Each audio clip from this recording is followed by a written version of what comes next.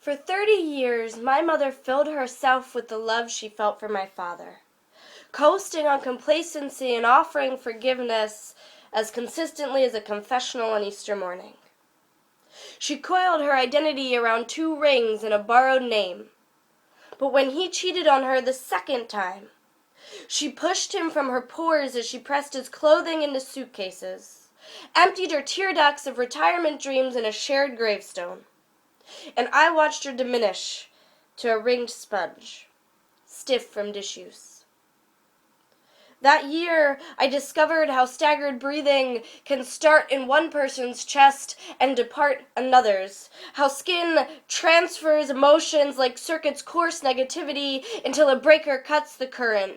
She reached out the way I sought her as a child, but I avoided her like a live wire for years, short-circuiting to uncry, unfeel, unhear the stain of women's voices on my father's new apartment, unsee my mother substituting wine for dinner again, unlearn the secrets and strangers and secret strangers concealed in the home I once believed a telescope, but later realized a kaleidoscope.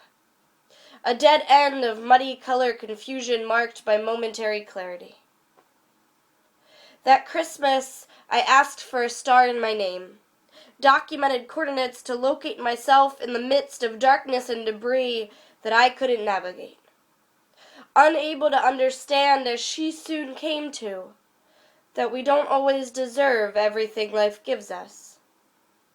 And when her isolation cooled into absolution, she too rewired her fibers with faces and feelings found outside the catechism of my childhood.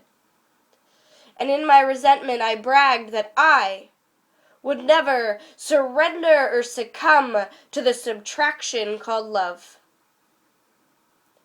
I let cynicism fester and called it courage. The memories of the calming coolness of her palms, the promise of her fireproof voice, the heartbeat I once believed synonymous with my own, tucked away like 2 small clothing under my solitary bed.